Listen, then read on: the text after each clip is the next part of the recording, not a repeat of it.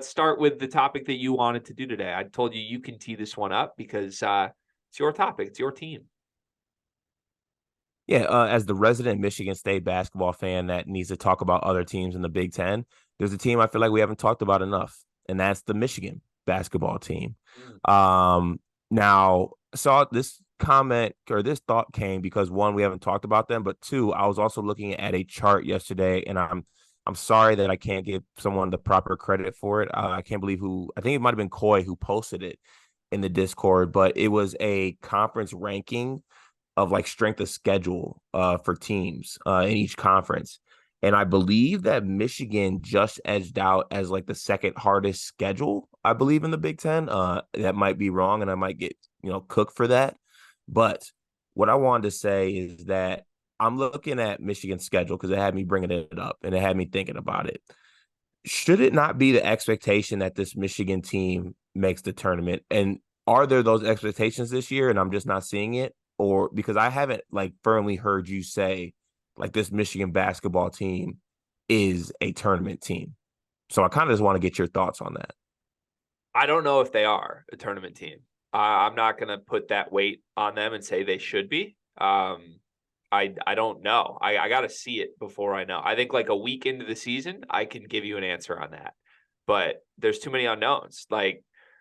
And at the same time I say that, I want to say this as a fan of Michigan basketball, the expectation every year is make the tournament. Like I am not pretending Michigan is some poverty program where it's okay to miss the tournament. That is not the case. Last year was a disastrous result.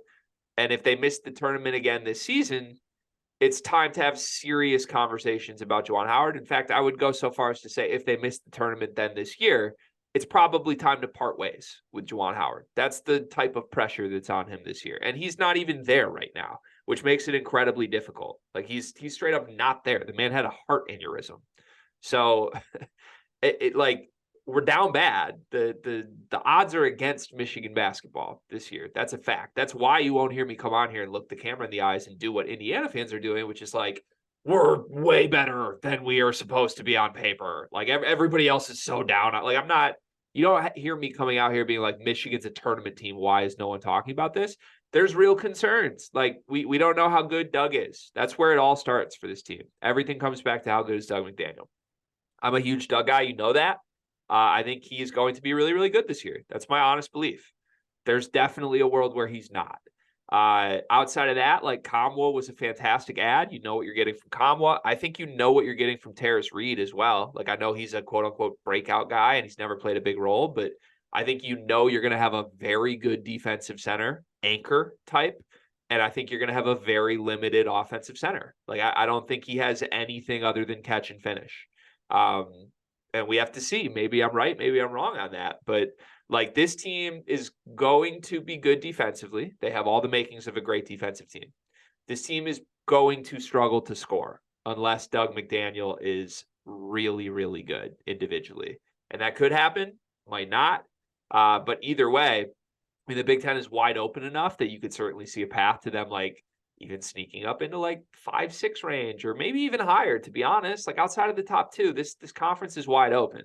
But no, objectively, I'm not looking at this roster that's going to start Trey Jackson and need 30 minutes from him. And I'm not framing it as this team's a tournament team because I don't think they have the talent of that on paper if Trey Jackson is their fifth best player. See, so I get that, but here's where I'm coming from with my Michigan belief, and I guess love, is that at least in my memory in recent years, and you know how my memory operates, this could be completely wrong, but this is exactly the point I'm going to make. I think that Michigan basketball are really good defensive teams when they actually have people who are good defenders. And I think that last year, obviously, I think it was impossible to be a good defensive team with the makeup of the team, just because you had guys like Jet on the floor. And honestly, it seemed like Hunter kind of checked out defensively a lot last year. You're not going to have that this year. You're going to have guys at all times. All five guys on the floor are going to be locked in defensively. So it might not be pretty basketball from Michigan, but I think they will win. And I don't know. I guess I hear what you're saying with how you don't want to be like an Indiana fan and come on here and lie. But I feel like I've seen like some Michigan fans just completely blow over this basketball season when I think there's actually something there and there's something, I don't know, quote unquote, to play for. Like I think there's enough on this team. Well, there's a lot to play for. I'll say that. And I guess I'll give you some credit. Like I appreciate you coming on here. I can't tell if it's a bit or not, but I appreciate you coming on here and acting like there's some substance for Michigan this year.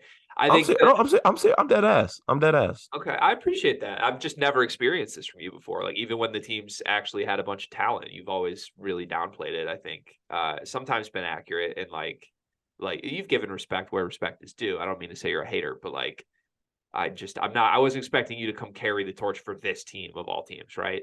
I think Yeah. the larger Michigan fan base it's very hard for them to care about this with how good Michigan football is. And that's my number one pet peeve with the Michigan fan base is like I don't feel they've ever cared enough about basketball.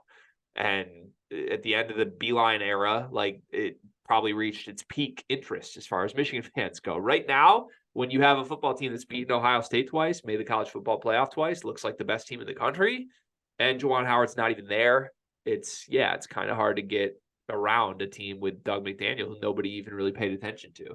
So I think there's a lot to play for though. Like to your point of like, I think they have stuff to play for. It's way more than just a tournament bid. Like the kids on this roster love Juwan Howard, dude. Like you've seen it from a magnetic personality standpoint, like at media day, like guys that are Juwan Howard guys love Juwan Howard. That's a thing with everyone that's really played for him. And I like they're playing for his career. At the same time, like he's not even there. Like, do you know how much pressure would be on me if I'm a player in that spot who has to like play 30 minutes on a pretty bad on paper basketball team? And I know if I fail this season, my coach, who just had damn near a heart attack, is going to lose his job. Like that's what they're playing for. That's the stakes this year. And look, I think it could happen because I think this team is going to be tougher than the last two Michigan basketball teams. They're older. They're one of the oldest teams in the conference, one of the oldest teams in the country. Last year, like for as talented as they were, a lot of the mistakes for everyone involved in the team was that you had freshman Doug, freshman Jet, Kobe in his first year on the court. Like those guys were just young. They were really young and they hadn't been through the grind of a basketball season before. And they're not going to make youthful mistakes this year. They might make like basketball mistakes, but like Doug now has pretty much a full season of starting under his belt that most sophomore incoming starters don't have. Tom was 23. Trey Jackson's 23. Namari Burnett's played for 3 different programs, and every team he's been on has been really good and elite defensively. Like they added dudes who at minimum have played a bunch of basketball and played on winning teams for the most part. So look, they need a scoring punch badly. And again, I believe Doug can be that. Like I'm very high that Doug this year could score a ton of points. It could be like a 15 a game guy or more. But that's the question mark. Like they're going to be good defensively. They're going to be tough. They're going to grind out games. It's just like does that mean that they're Rutgers from last year without Cam Spencer? Or does that mean something higher than that? Right. Because that's kind of like the expectation is they're just Rutgers from last year. That's not. Rutgers missed the tournament, like that's tough. Yeah, true. I agree. Yep, I agree. Last 3 things I'll say on Michigan. These are just 3 points before we move on to the next topic. Something about a 5'11" scoring punch with the first name Nasir is just fun in general. Michigan fans should get behind that. 2, we're going to know pretty soon about this Michigan basketball team because starting November 22nd, you're going to have like Memphis, Arkansas, I think winner of like the Battle for Atlantis game. So that's probably going to be a good team.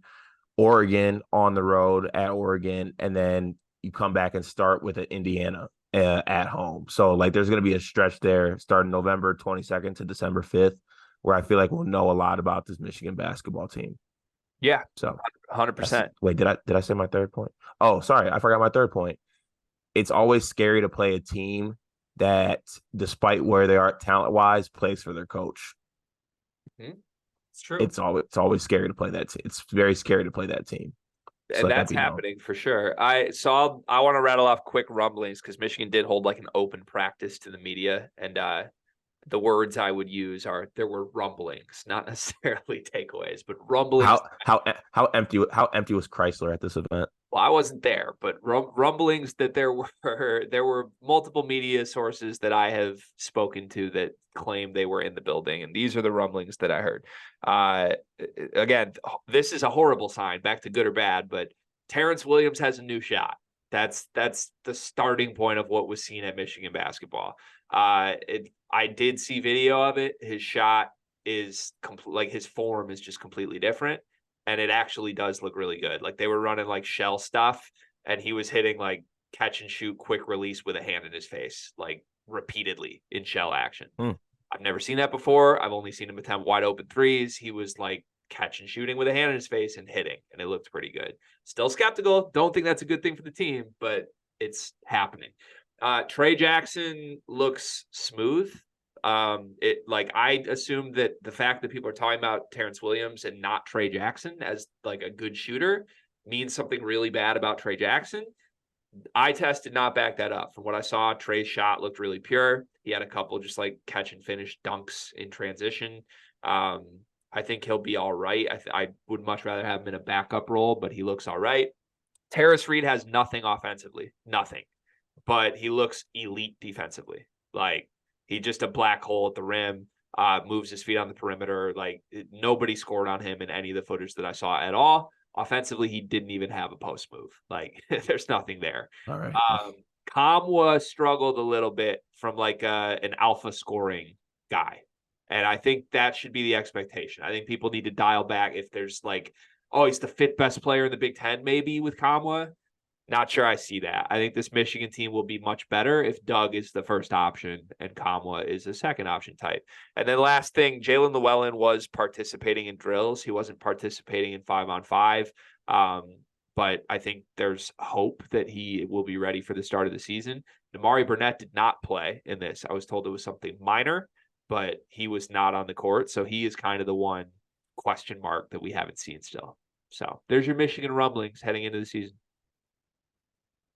I need that. I love Michigan rumblings. Does that make you feel stronger or weaker in your belief that Michigan's a tournament team after hearing those 5 rumblings?